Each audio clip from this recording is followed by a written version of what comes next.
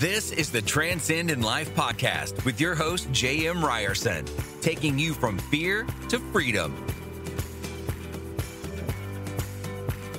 Hey, what's up, guys? Welcome back to Transcend in Life. I'm really excited about today. This guy has amazing energy. Mike C-Roc, Ciorrocco, which I'm sure I mispronounced, is the CEO of People Building Inc. and the powerhouse behind the What Are You Made Of movement. He is a performance coach, author, dynamic public speaker, visionary, and thought leader. He has been featured on Yahoo Finance as one of the top business leaders to follow in 2020 and is on a mission to build people. He is driven to inspire others, and he measures his success on how he is able to help others achieve greatness. C-Roc had a fire lit in him at an early age. That fire has ignited him with a fierce desire to compel people to see the greatness inside themselves, using past life events to fuel their fire. Brother, I'm fired up just to talk to you, man. How you doing? Good, brother. Good. Thank you so much for having me. I always start every interview I go on expressing gratitude because I'm truly humbled to have the opportunity to be able to share with people and have a chance to just maybe change some lives, man. So thank you very much. Well, it's obvious that's something that you're doing, and I'm passionate about that as well. But tell me that, where did that, you said you got a fire lit in you at an early age. You have this desire to help people be better. And where did that come from, brother? What's your story? So I came from a broken home, man. I don't remember my parents ever together. And I was around a lot of broken people, broken-minded people, people that were scarcity mindset, jealous, spiteful, alcohol, drugs, all kinds of stuff, man. And I could have had it worse. Don't get me wrong. I talked to a guy last week that came from an orphanage, and, I didn't have that, thank God. But I don't tell this story right now to be like, for self-pity or get pity from anyone else. This is strictly to tell you how I've come up with a bottled formula of converting setbacks into rocket fuel. And, I lived with my dad for 3 years from 8 to 11. And, my dad was my hero. He had his own masonry business, block, concrete, bricks. He used to flash this wad of $100 bills he always carried in his pocket that had a rubber band around it. And I thought it was cool, man. I looked up to that, and he was my hero. I always remember, like, before I lived with him full time, every other weekend going there, I was so excited to see my dad. Well, things change in life. Sometimes, he's trying to get on with his life as well, and got married, and that obviously adds some dynamics there. So when I lived there for 3 years, 8 to 11, there was a lot of conflict going on between the parents, the step parents, custody, child support, all that jazz, right? And there's other kids in the mix, like being had by the parents now. And, I was the only one, by the way, that had the first set of parents, right? And so despite being seven brothers and sisters, I felt alone a lot, man. I was talking to myself a lot, like just building myself up in my head. And so anyway, during that 3 year period, it was pretty traumatic psychologically and mentally. And I had decided to get out of that environment. And my dad kind of got blindsided by the court papers that my mom had delivered to him. And I didn't know any other way to handle it at that age. So I came home from school one day, and my dad said, "Go to your room." And I saw he had this legal envelope in his hand. And I went back there and I sat on my bed for about 5 minutes, which felt like 5 hours, just waiting and didn't know what was going to happen. And he came back and he said, "Hey, it says here you want to move back with your mom. You think that they haven't made there? Like they have it here? You're not going to have what you have here, man. They don't have any money." And he was really big on that, like comparing himself and he let me know. And I'm like, "Yeah, I get it, man. My decision's made." Now, Jan, my mom used to imprint things into my brain at a young age. One was leadership. She always told me I was going to be a leader. She always told me I was influential before I even knew what that meant. I'm talking like 4 or 5 years old. And I started doing things like I noticed everything that I did would revolve around trying to coach or help people or lead people, even at a young age. And also she told me to stick to my guns when I believe in something. She didn't want to file those court papers unless I was going to stick to my guns because she couldn't afford to have me flip-flopping and spending the time and money it would take to do that. Because again, she didn't have a lot of money. And so she's told me, when you believe in something, you need to stick to your guns because there's going to be people that try to talk you out of it to satisfy their own agenda. And they're also going to try to justify their position in life. The fact that they didn't get to certain places and you may be, you need to stick to your guns. So I remembered that at that moment when my dad was asking me those questions. And by the way, I love my dad. I don't get to see him anymore. It's not by my choice. Sucks. It is what it is. If I saw him today, I'd give him a big hug. So I'm not telling this story to tear him down by any means. I'm just sharing this to hope, change somebody's life. But So when I confirmed the fact that I wanted to move, he takes that wad of $100 bills out, peels one off, crumples it up, and throws it at me and says, "You're going to need this when you're living on the streets with your mother then."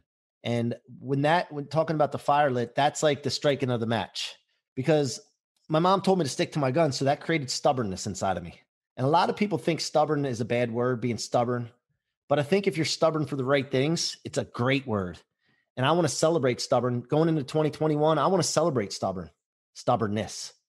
And so, I stuck to my guns there. And then when he said that to me, the first thing I thought was, you're not writing the future story for me. You're not doing that. Like, my book is going to be written by me. Ironic thing is, he's in the book that I'm writing, Rocket Fuel. So it's he stemmed a lot of this, and I thank him in the book. I'm like, thank you for challenging me.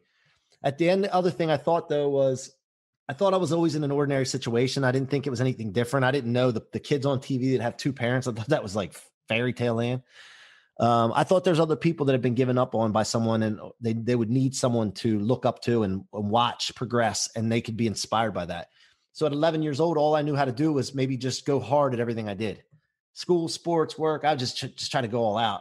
And that's what I did. And that's what it stemmed from. So for years, 30 years, I was riding off of that. And then about 2 to 3 years ago, I came into a situation where I was like, I had to kind of audit my life and figure out, like, what am I driving off of? Like, what is my fuel? And it came down to the fact that I was riding this and converting it all the time. When I had a tough time, when I have a setback, anytime something, I want to take things to the next level, I always look back to that moment like, dude, he threw $100 bill at you. Really? Like, seriously? That ain't happening.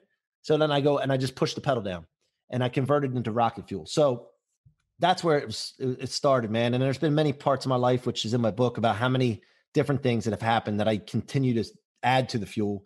And I'm big on taking that stuff, all that toxicity, right? That toxicity is really nasty until you convert it. Rocket fuel is the same way. It smells bad. You don't want to touch it. You don't want to drink it. It'll burn the hole through things. And that's why you want to store it in your tank instead of your trunk. And that's what I talk about all the time, brother.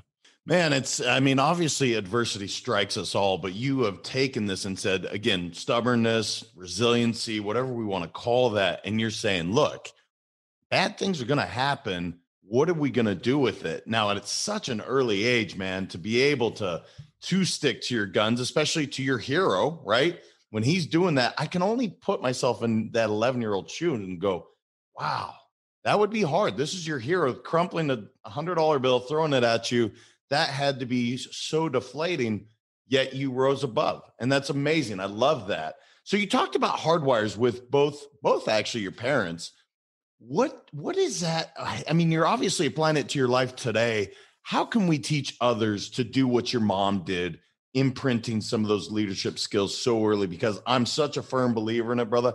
But I love how you brought that up and how it's truly shaped your life today. I think that we have to be conscious of the things that we say to people, especially younger years. I always keep in mind that my kids are watching me at all times. And I try to operate off that basis. And, it's important to remind the younger kids, that they can accomplish anything they want. Growing up, what happened to me when I started to operate that way, I'd have people from all different angles, some family members, some friends, some bullies. They would come at you and try to cage you back up. Try not let you have that fire going and do that. And I let it happen, like, for a period of time in my life, man. I went and I got caged up a little bit and I introverted a little bit, or I was doing things to please other people rather than the mission that I was on, because I was trying to satisfy somebody else's agenda for some reason, because for approval or something. And we all do that. And at some point I got unleashed and I was like, whoa, there's something right here. And I talked about Grant Cardone is a mentor of mine. He's the one that gave me validation about 3 years ago, 3 years ago, to really unleash the animal that's inside of me. And that animal's me. It's C-Roc. It's just like the person that I'm supposed to be, not the person that was hit from all different angles and then caused me to cage up into, a cocoon. And I think so many people do that, and kids do that. So I think it's very important that we start thinking about and being intentional with what we say to kids, what we say to anybody. And think of one of two things. It's either tearing them down or building them up. And there's no in between. And, I'm not perfect. I work on it all the time. Like, the kids sometimes drive you nuts. Like, that's just their nature, right? And then you're like, oh, come on, man. I told you 15 times. Are you hard-headed? Of course you're hard-headed. You're my son. But you go through these things. None of us are perfect, but you just got to be aware of it and try to do the best you possibly can to imprint. And basically that's a belief system that we're creating in subconscious minds. Like we're creating that belief system. And if people realized how powerful that was early on, man, like we would spend a lot more time focused on that. I think any parent listening or anybody that's influencing people, which is every human being, guys, you just said it. You're either tearing somebody down or you're lifting them up. What are you choosing to show up as? I want to go back to that defining moment. 3 years ago or so, you said that Grant was able to unleash kind of who you were and let you flourish. What was it that he said or did that validated, I guess is the word you used? What was it? Because I think that's magic and that's amazing. I mean, for somebody to do that, to let somebody else show up in the world the way you do to go help other people, he's helped so many people that way just by helping one person with you. So what was that? What did he do, man? Because that's magic. So I have a stepfather that stepped into my life at 11 years old, and he was like a mentor to me. His name was George. George was my mom's third husband. And he was very hard on us, not physically, but like just cracking on us. If we did something, he's like, hey, man, you do good things happen. You do bad things happen. It is what it is. He always told me that I needed to read. And if I didn't understand a word, look it up. He wouldn't tell me the definition of things. Like he was just like on to some certain things that then now I look back and I'm like, geez, man, it makes so much sense. He wasn't good at making money. He was content with 30, 40,000 a year. And he would stretch that son of a gun. Like he was good at stretching it. But he did what he liked to do. He hunted, he fished. That's what his main things were. And he taught us all that. He was always there at my sports games. So I guess it was February of 2018 or 19, George passed away suddenly of a heart attack, man. And at that time, like, my younger brother, Casey, he was really close to him. And we just weren't ready to give up having that mentor, man. It wasn't the time. And we were feeling like dark, man. Like at first, like, geez, man, how could this happen? But then like, I don't sit and like dwell on things too long. I find myself figuring out ways to convert. And this is prior to me figuring this out, but I was doing it already subconsciously, I guess. And 2 weeks after that, after he passed, like my brother and I both were talking. I'm like, dude, I feel this passion coming into me, man. Because by the way, George was the type of person that would sit on a couch somewhere in a gathering, right? And he'd be quiet. But if somebody started talking about something he was passionate about, he would jump off the couch, get in their face, get all out, and they'd be like, whoa, whoa, whoa. And he'd be excited, but they just didn't know how to handle it. He had a real deep voice. And so, that passion, I think, got into us. I believe in that we're spiritual beings. I believe that we have a physical body, a spirit inside of us. And I think that energy can be transferred into us. And I think that happened. And I'm just been on a mission. Like since that feeling hit me, I don't get tired. I don't get worn out because I believe in this so much. So that started spawning things in my head to start thinking, okay, I'm not ready to go without a mentor. I got a mission.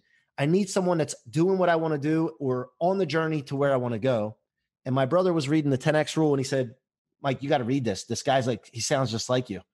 And so I read the book and I'm like, holy shit, this is like, this guy's speaking to me. And then I'm realizing like some of the stuff that's in the book, which talks about 10X in your goals, also preparing 10 times to anticipate things being 10 times harder than they're going to be, 10 times the setbacks, 10 times the resources and money.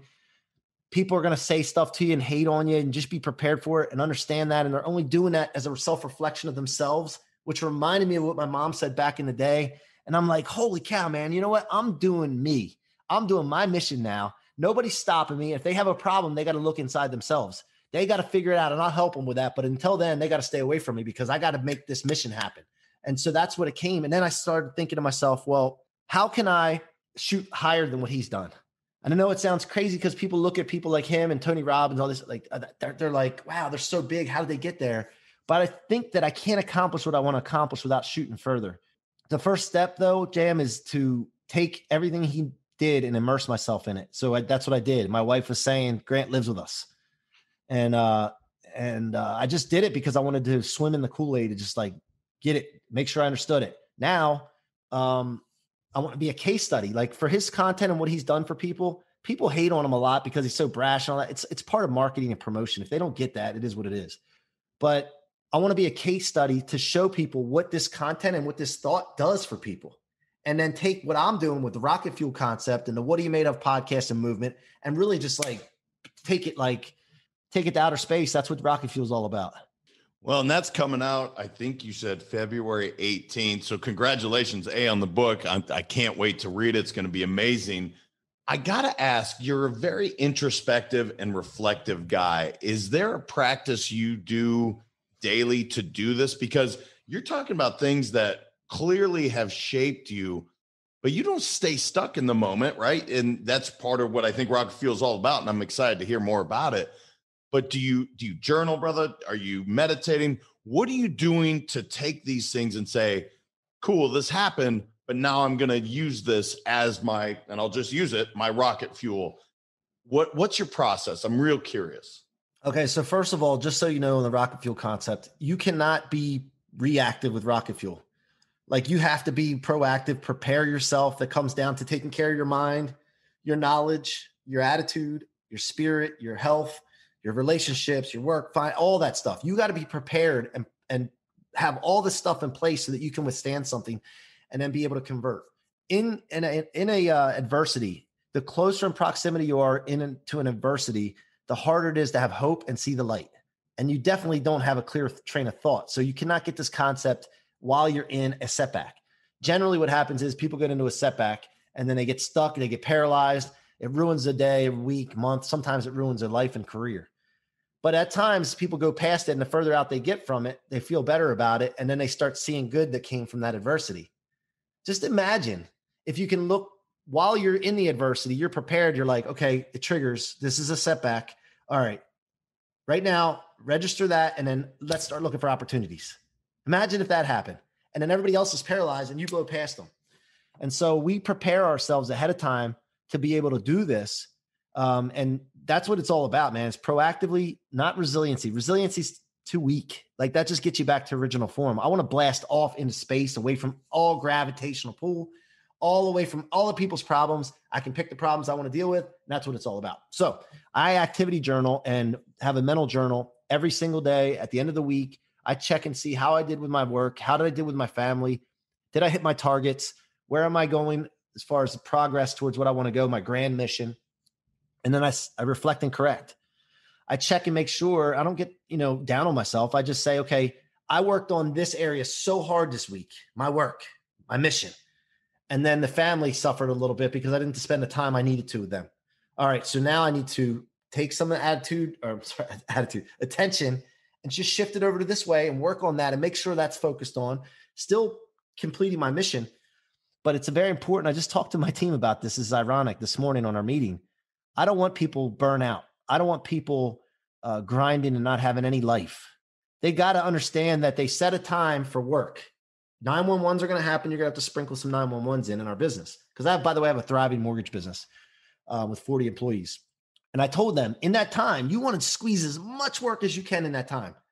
There's so much time. Like some people work 8 hours and they really work 3, right? I want you working 8 hours and then doing 10 hours of work in 8 hours. Then you have all the rest of your hours. But if you're scampering through here this 8 hours, you're going to spread that out. And then of course you're going to have problems with other areas of your life. So activity journal, every morning I wake up, gratitude first. I say, thank you. It avoids all the complaining opportunities.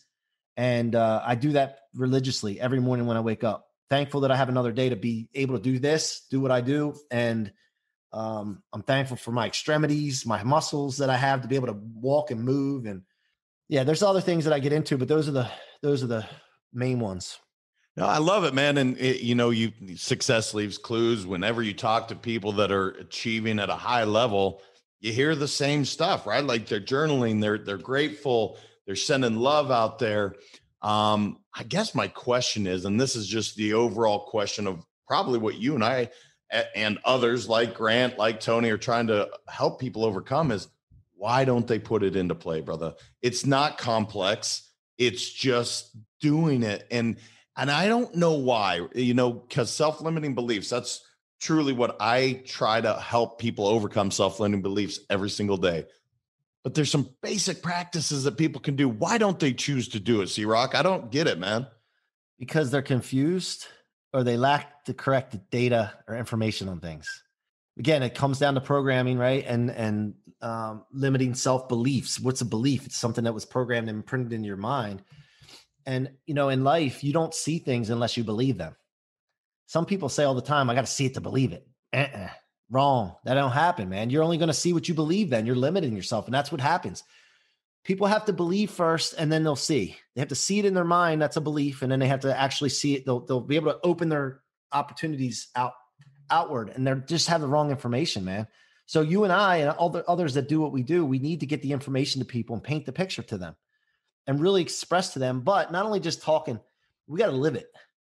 Like, that's one of my focuses. I got to focus on me and work on me and show people the results. And that's what keeps driving me every day, by the way, is that I need to make sure that people see what I started, I finish, and I'm going to see how high I can take this thing. And then the people that were with me from the beginning of the journey can see, like, oh man, I see it's possible, but you got to do this, this, and this, and put this work in and grind. So that's showing them and giving them the correct information. I want to ask you a question specific around failure and self-sabotage. And what I mean by that, you and I both seen it, man, where people, they are so close and yet they're going to rip success away from themselves and completely sabotage it. I think it's because they're afraid to succeed, or maybe it is the hardwires.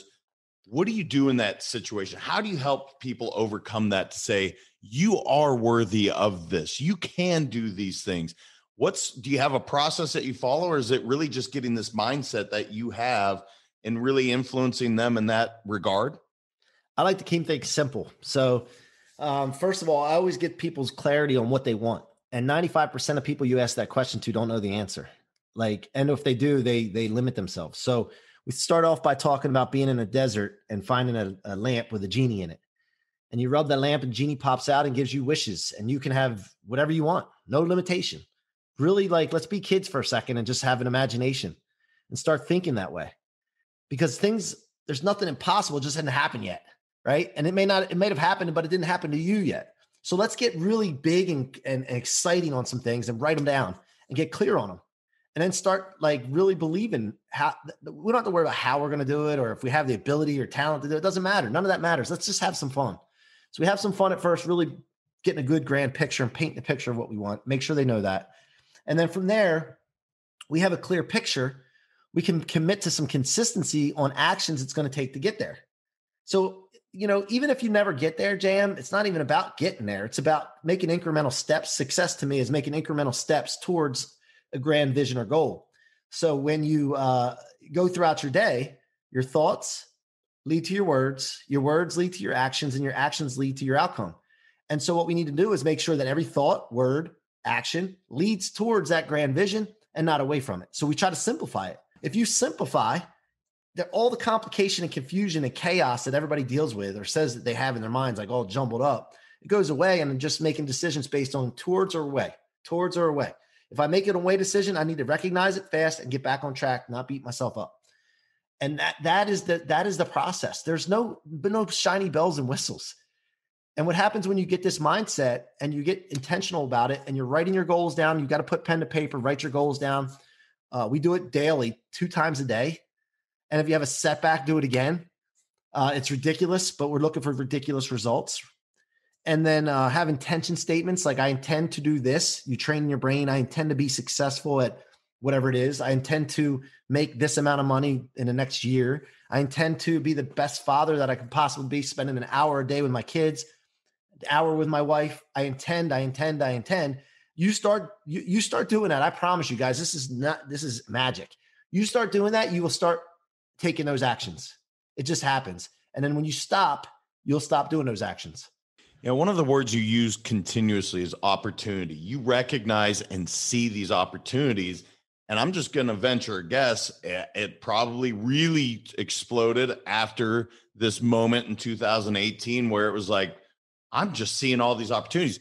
It wasn't like they weren't there before. You maybe just didn't see them, or maybe you did. I don't know. I'm definitely guessing at this point, but that's something I see. People don't see that opportunity. And even if they do, they don't seize it. What is it? When did that, is it just recognizing that, wow, that's an opportunity. Let's go get it because we can. Yeah. I didn't know. I didn't have the data, right? That's the thing. I didn't know. And then when I don't know, I get a know of a lot of stuff. I get no things. when I don't know something. So that's what happened, man. And also I was limiting scarcity mindset, limiting beliefs, and had that caged up animal.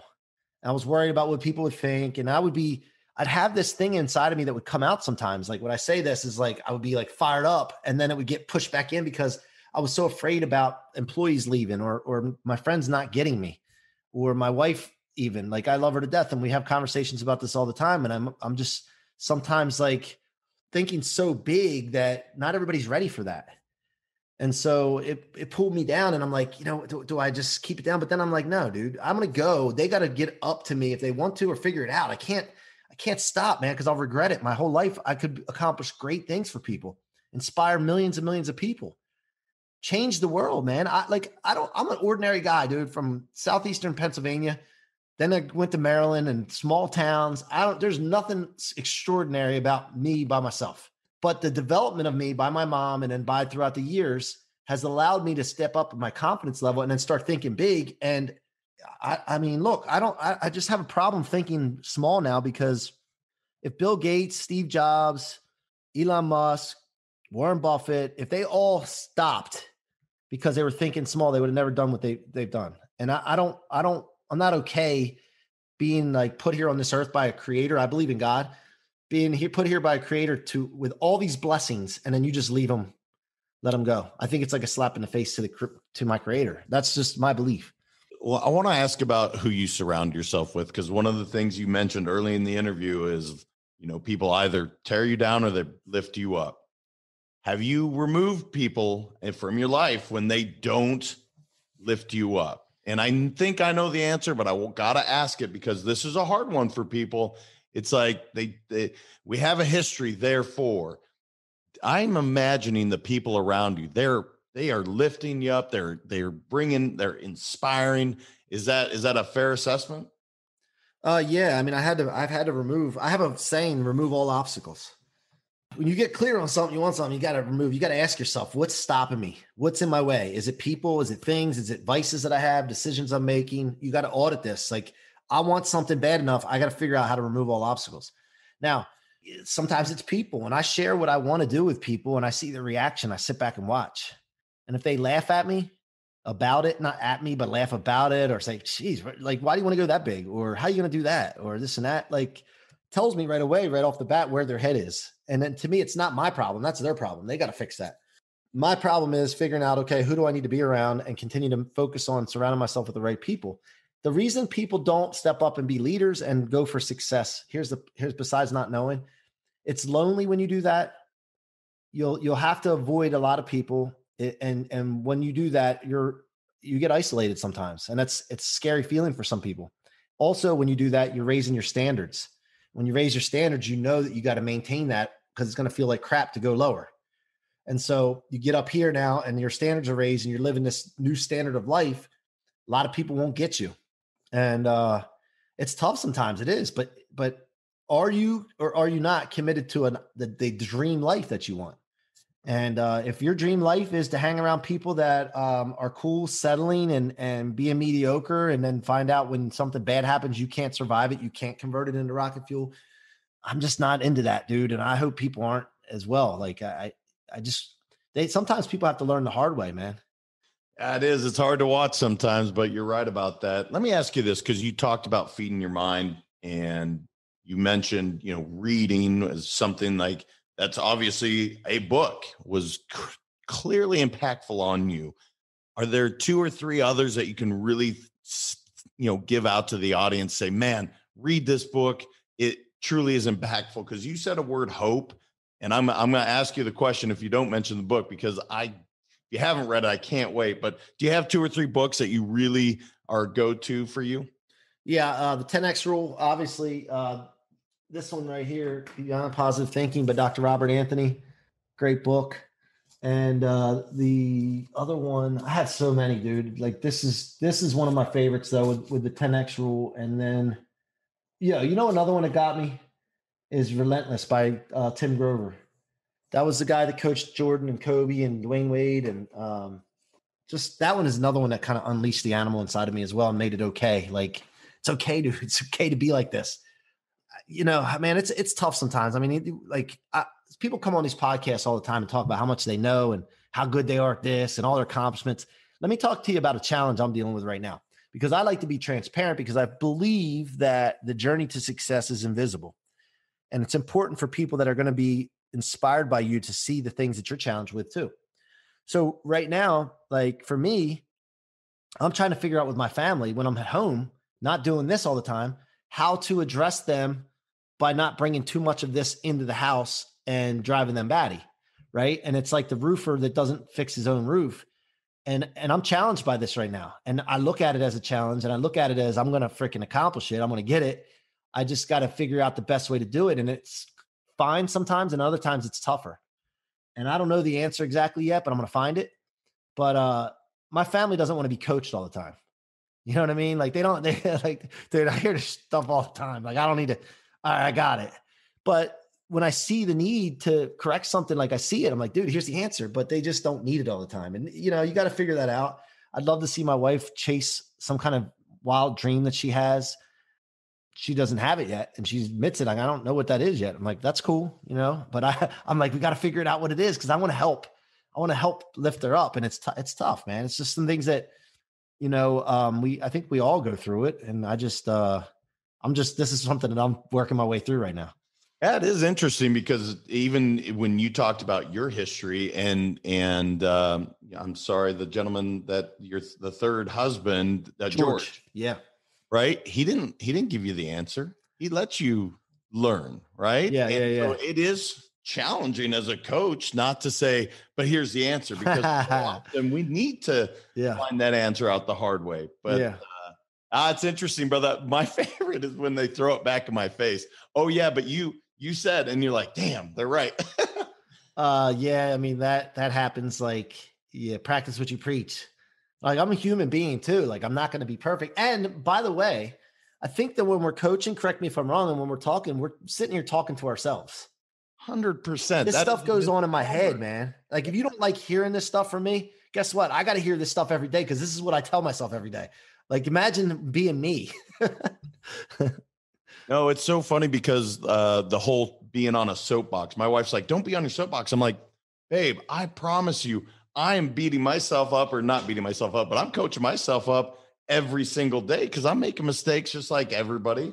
I got to ask you, just because you are clearly somebody you're inspired, you have fire. What makes you feel inspired every single day, brother? Well, first of all, I talked about it already. Like, I know that I've been blessed with certain things. Like, everybody's got their own blessings. And I'm just in a point now where I want to prove it to people, to show them what I've been blessed with, and to spread it. And that's inspiring to me. I think it's important to, it's a hard thing to talk about religion and spirituality and business and coaching and all that. But I think that it's also a problem if you don't. And for those that get turned off by it, they just need to listen to the content at least and take the content. Because, like, to me, when you have a purpose and a belief in something, and that you've analyzed it as every which way from Sunday, and you're trying to figure out, like, this is what I believe, it's hard not to incorporate those things. So I believe that I need to spread that message of the fact that God put me here. So that's inspiring. The other thing that inspires me is I know my kids and my wife and everybody that's around me, that I've now put myself out there, that I have to complete the mission. Like, mission is accomplishment. I got to go out and accomplish now, because if I quit, there's going to be people that say, I knew it. He just, it was a little phase, or, I'm not doing that. That ain't me, man. And I'm going to listen, here's the thing. There's the closest people to you that are going to try to talk you out of doing your mission. It's not going to be people that are strangers. And it's so hard. And you got to try to interpret that and make sure you're on the right track, and not, you got to listen to the people that are trying to tell you to do something a little differently, to make sure it's genuine, and not their subconscious mind trying to justify their position. You follow me? Yeah. I hope everybody heard that, because this is important with people around you, your loved ones.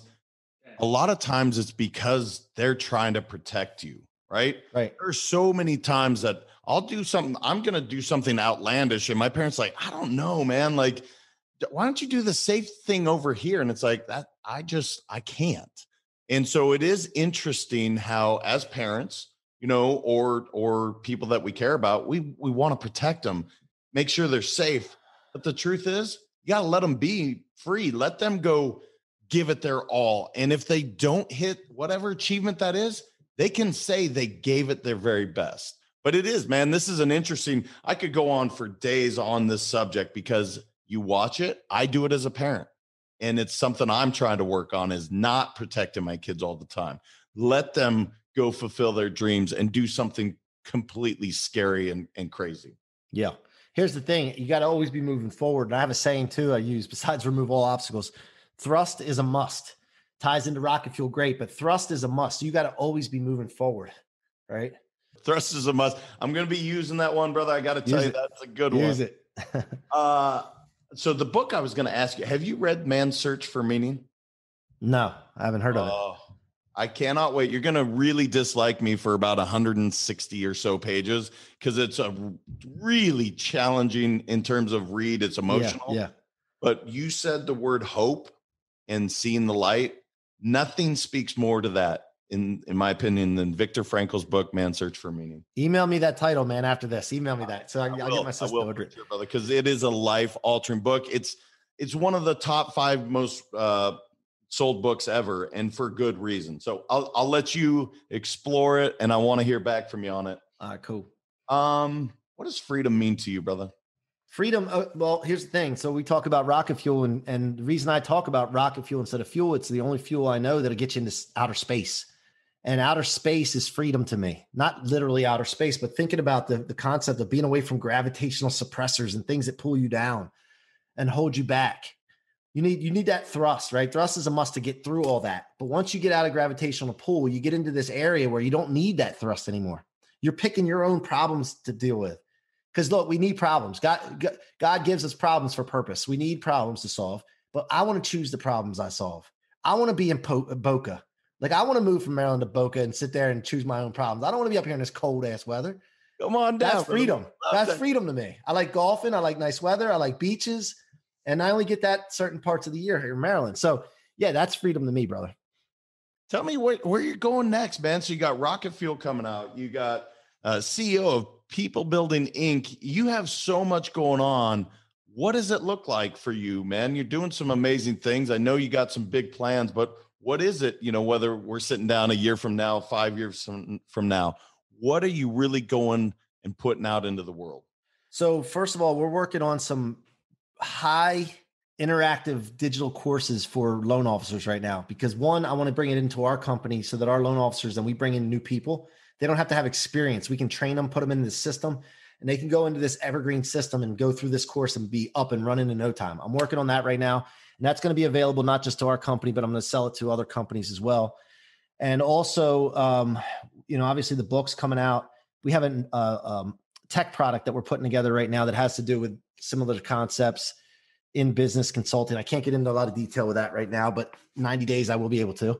And that's a product that we're trying to set up to exit from for hundreds of millions of dollars. So just like thinking big. I've never thought like that before. I never got in and would never taken a risk like that before. But now the idea that we have is like so good. And I can't believe people haven't done it already. It's one of those things that we're pressing in and burning the ships, committed to it. So that, and then of course, scaling our mortgage business to try to grow it, from we're 20 to 30 million a month now to 100 million a month in loan volume. It's awesome. You just said something that's so you hear all the time. I can't believe somebody didn't do it yet. And I'm sure somebody's thought of it, right? But you're going to take it and you're going to execute and make it a reality and make so many other people's lives better because of it. So I hope people choose to do that when you come up with these ideas, when you're doing the journals like C-Roc talked about. Take it and execute on it, you guys. Don't be afraid. You guys have so much to give. Brother, is there anything I didn't ask you that you're like, man, you should have asked me this. I got to share this with the world.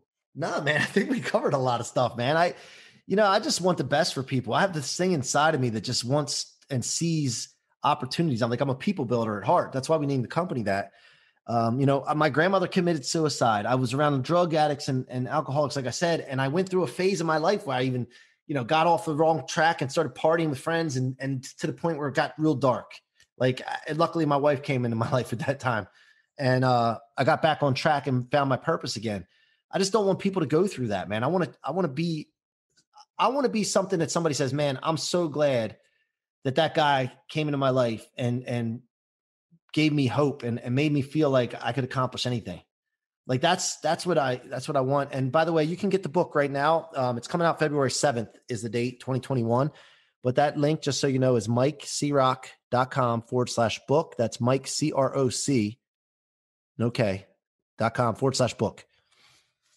I love it, man. I can't wait to go get it. I definitely will check it out. You mentioned something. I cannot leave this one because you just said something about, with your wife. That's something that I don't think we realize so frequently, how much our significant others allow us to succeed and fulfill these dreams and keep us on track. So just, you know what, if nothing else, give your significant other that love and say, thank you. I appreciate you allowing me to be me. Brother, how else can people connect with you online? Instagram, man. Instagram or LinkedIn, both of them I'm active on. At Mikey C-Roc on Instagram. Have a great following there, and I love DMs and engaging with people. And I'll keep you up to date on everything there. I appreciate it, man. I just appreciate you taking the time today, bringing so much love and positivity to the world. I can't wait to continue to follow your work, see the book, and just, keep you in my life, brother, because you brought a lot to this podcast, and I just appreciate your time. Thanks, Jam. Appreciate you, man. Thanks for having me, man.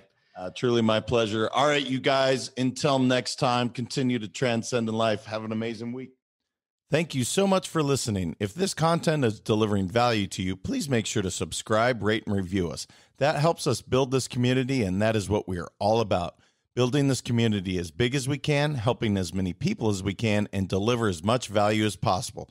Be sure to head over to transcendinlifepodcast.com for information on my coaching courses, and make sure to follow us on Facebook, Instagram, and LinkedIn at Let's Go Win 365. Let's go win and transcend in life. This is the Transcend in Life podcast with your host, J.M. Ryerson, taking you from fear to freedom.